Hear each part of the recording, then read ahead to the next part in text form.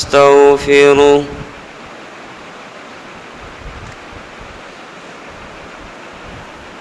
ونعوذ بالله من شرور أنفسنا ومن سيئات أعمالنا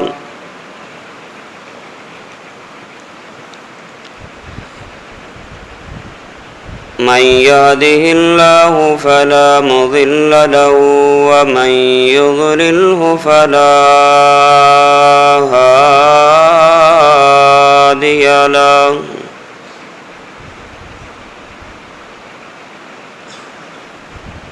ونشهد أن لا إله إلا الله ونشهد أن محمدًا عبده ورسوله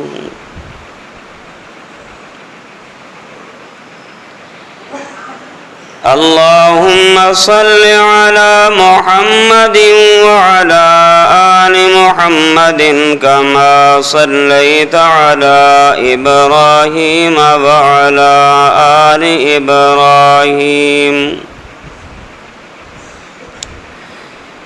إنك حميد مجيد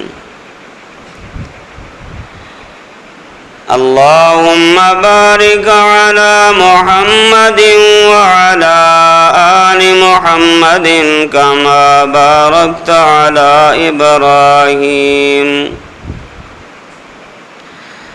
وعلى آل إبراهيم إنك حميد مجيد أما بعد فأعوذ بالله السميع العليم من الشيطان الرجيم بسم الله الرحمن الرحيم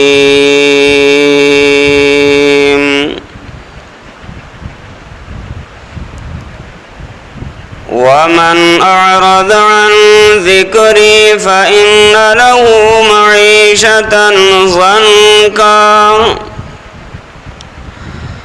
ونحشره يوم القيامة أعمى قال رب لم حشرتني أعمى وقد كنت بصيرا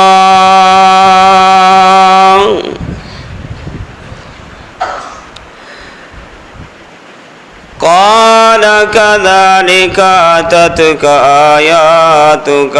آياتنا فنسيتها فكذلك اليوم تنسى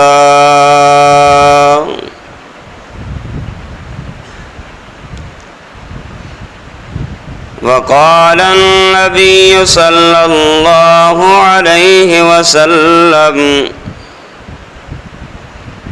لا يزيد في العمر إلا البر ولا يرد القدر إلا الدعاء وإن الرجل ليحرم الرزق بخطيئة يعملها أو كما قال عليه الصلاة والسلام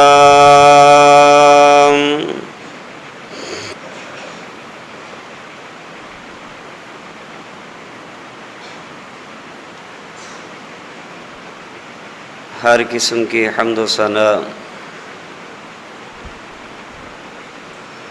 किबरियाई बड़ाई यकताई तन्हाई शहनशाही और बादशाही अल्लाह वहदहु ला शरीक के लिए बेशुमार दरूद व सलाम इमामुल अंबिया ख़ातमुल अंबिया जनाब मुहम्मदुर रसूलुल्लाह सल्लल्लाहु अलैहि व आलिहि वसल्लम की ज़ात करामी के लिए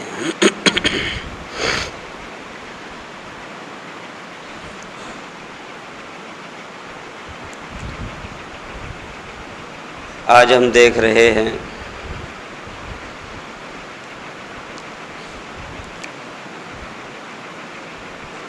کہ ہر طرف بارش کا قحط ہے، معاشی بحران ہے،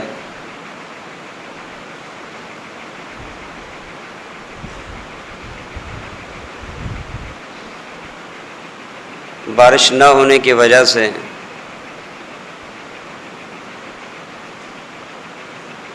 جہاں انسان پریشان ہیں وہاں حیوان بھی پریشان ہیں۔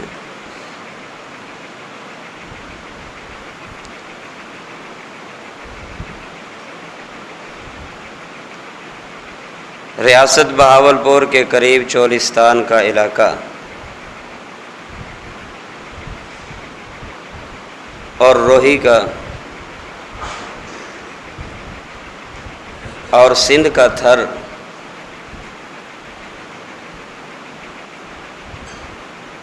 بارش نہ ہونے کی وجہ سے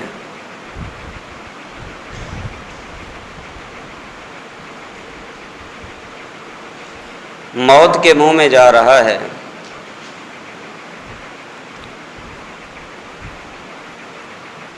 آخر اس کی وجہ کیا ہے؟ معاشی بحران کیوں ہے؟ قحط سالی کیوں ہے؟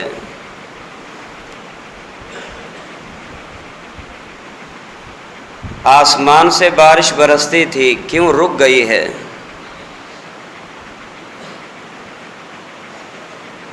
چہ جائے کہ انسان بھی پریشان اور حیوانات مر رہے ہیں۔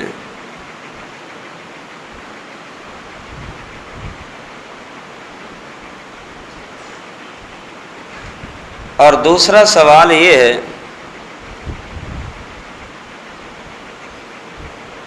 کہ پہلے ایک وقت تھا کمانے والا صرف ایک ہوتا تھا، کھانے والے کئی افراد ہوتے تھے۔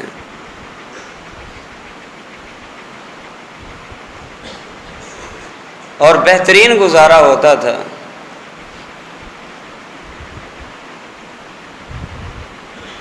کوئی معاشی پریشانی نہیں ہوتی تھی۔ مگر آج صورتحال یہ ہے، گھر کا ہر فرد حتیٰ کہ عورت سمیت سارے کماتے ہیں، پھر بھی خوشحالی نہیں ہے۔ اس کی کیا وجہ ہے؟ اور یہ صورتحال کیوں پیدا ہوتی چلی جا رہی ہے؟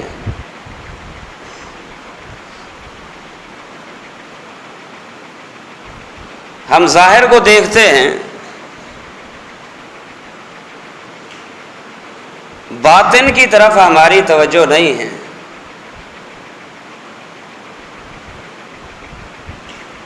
اگر ہم خلوت میں بیٹھ کے، انفرادیت میں بیٹھ کے یہ سوچیں تو یقیناً ہمیں ان تمام چیزوں کا جواب بھی مل سکتا ہے اور تمام چیزوں کا حل بھی مل سکتا ہے۔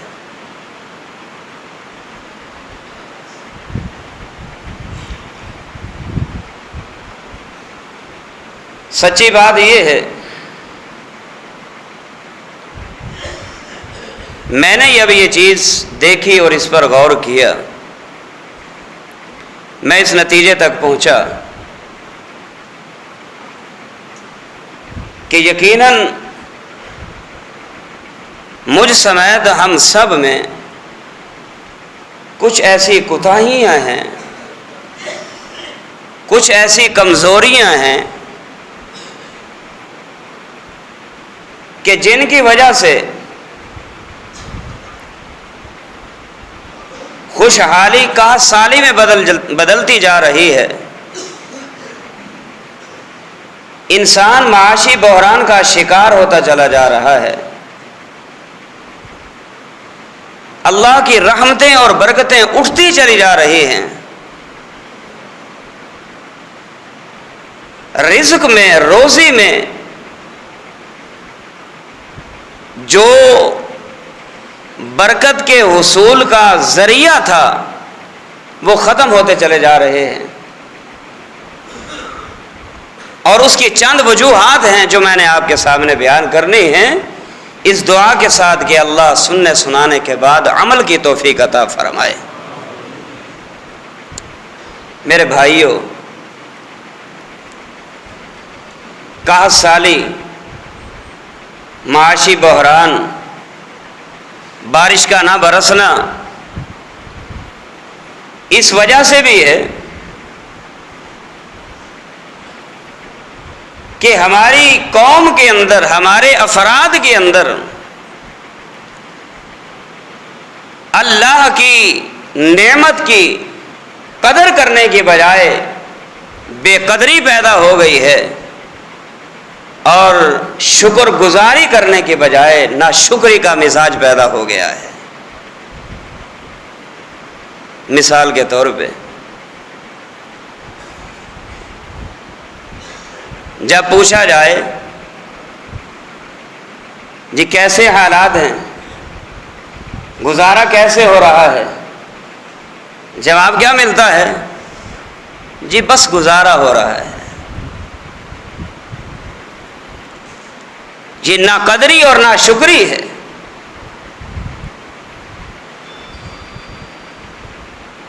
جواب میں اگر ہم یہ کہہ دیتے کہ الحمدللہ، اللہ کا بڑا شکر ہے، بھلے کچھ نہیں، کھانے کے لیے کچھ نہیں، پینے کے لیے کچھ نہیں، پہننے کے لیے کچھ نہیں، سونے کے لیے کچھ نہیں، لیکن اگر ہم صرف اسی چیز کو بھی دیکھ کے کہ اللہ نے ہمیں 2 ہاتھ والی نعمت سے بھی تو نواز دیا نا، کانوں والی نعمت سے بھی تو نواز دیا نا، پاؤں والی نعمت سے تو نواز دیا نا، زبان کی گویائی عطا فرمائی اور آنکھوں کی بینائی عطا فرمائی، کانوں کی سنوائی عطا فرمائی، ہاتھوں کی پکڑ اور پاؤں کی چلن عطا فرما دی ہے، یہ بھی تو نعمتیں ہیں نا۔ اگر یہ اللہ اپنی نعمتوں کو چھین لے تو بتاؤ اس کے چھن جانے کے بعد کون ہے جو اس نعمت کو واپس لوٹا سکے؟ یہی وجہ تھی کہ پیارے پیغمبر علیہ السلام ہر حال میں یہی کہا کرتے تھے، الحمدللہ علی کل حال ما کان، اللہ ہر حال میں تیرا شکر ہے، اللہ ہر حال میں تیرا شکر ہے۔ آپ کو پتہ ہے سید عائشہ رضی اللہ تعالی عنہ فرماتی ہیں 1 مہینے کا چاند، 2 مہینے کا چاند، 3 مہینے کے چاند گزر جاتے تھے، محمد الرسول اللہ صلی اللہ علیہ وسلم کے چولہے میں آگ نہیں جلا کرتی تھی۔ ہمارے چولہے جلتے رہتے ہیں، امام کائنات کے چولہے میں 3 مہینے تک آگ نہیں جلا کرتی تھی، لیکن اس کے باوجود بھی جب ان سے پوچھا جاتا تو یہی کہا کرتے، اللہ تیرا بڑا شکر ہے۔ یہ ناشکری، ناقدری معاشی بحران کا سب سے مین مرکزی سبب ہے، اور اگر انسان اپنے اندر شکر گزاری کی عادت پیدا کر لے اور قدر کی جو اللہ چاہتا ہے اس کی عادت اور مزاج بنا لے، اللہ نے قرآن میں یہی فرمایا وَإِذْ تَأَذَّنَ رَبُّكُمْ لَئِن شَكَرْتُمْ لَأَزِيدَنَّكُمْ وَلَئِن كَفَرْتُمْ إِنَّ عَذَابِي لَشَدِيدٌ۔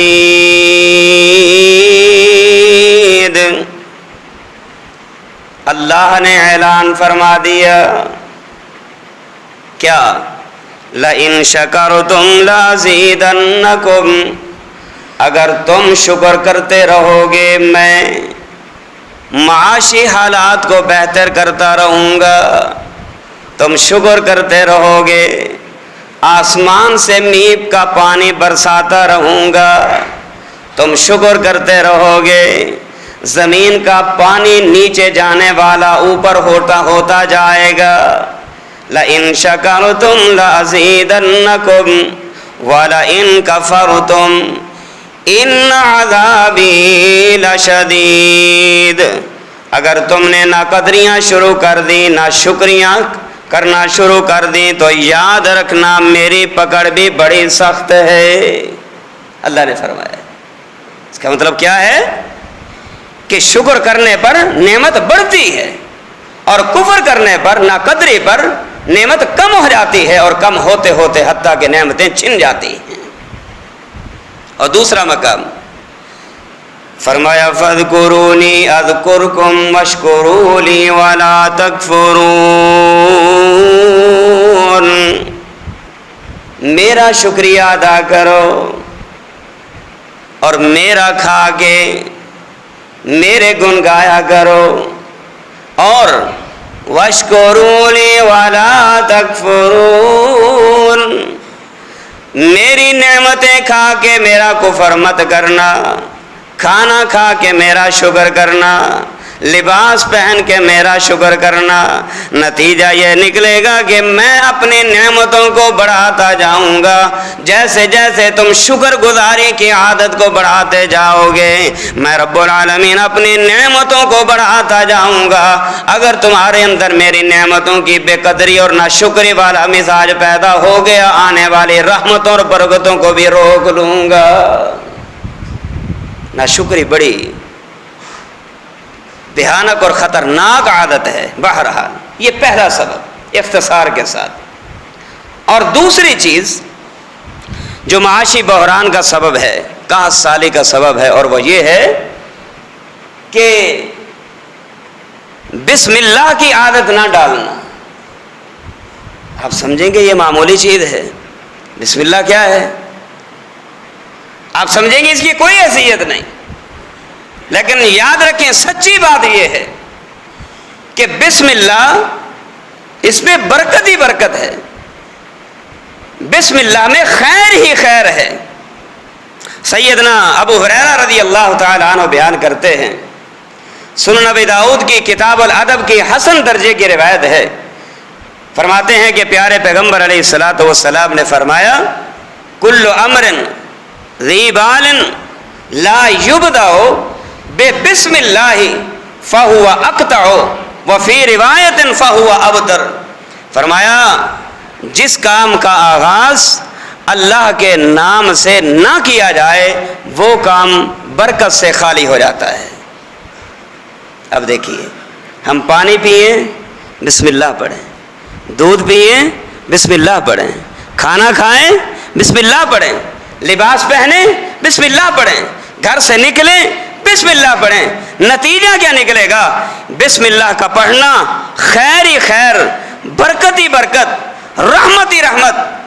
آپ اس کو معمولی سمجھیں گے، میں کہتا ہوں بسم اللہ کا پڑھنا گناہوں کی معافی کا بھی ذریعہ ہے، بسم اللہ کا پڑھنا درجات کی بلندی کا بھی ذریعہ ہے، بسم اللہ کا پڑھنا کاروبار میں وسعت کا ذریعہ ہے، بسم اللہ کا پڑھنا معاشی بحران کے حل کا ذریعہ ہے، بسم اللہ کا پڑھنا بیماری سے شفا یاب ہونے کا ذریعہ ہے، بسم اللہ کا پڑھنا اپنے اہل و عیال کی حفاظت کا ذریعہ ہے۔ اسی لیے پیارے پیغمبر علیہ الصلوۃ والسلام جب اپنے گھر سے نکلتے تو کیا پڑھا کرتے تھے؟ کیا پڑھتے تھے؟ ہمیں سب کچھ آتا ہے، سب کچھ کا پتہ ہے، لیکن ہماری فکر اس بات کی طرف نہیں، ہماری سوچ اور خیال اس بات کی طرف نہیں۔ کیا پڑھتے تھے؟ فرمایا بسم اللہ توکلت علی اللہ لا حول ولا قوة الا باللہ، اللہ کے نام کے ساتھ بسم اللہ توکلت علی اللہ، اللہ کے نام کے ساتھ میں اللہ پہ بھروسہ کر کے اپنے گھر سے باہر نکلنے لگا ہوں۔ لا حول ولا قوة الا باللہ، تیرے نام کے ساتھ اپنے گھر سے باہر نکلنے لگا ہوں۔ اب گناہوں سے بچنے کی طاقت بھی من جانب اللہ ہوگی، اور نیکی کرنے کی طاقت بھی اللہ کے جناب سے ہوگی۔ ہم یہ پڑھ کے نکلیں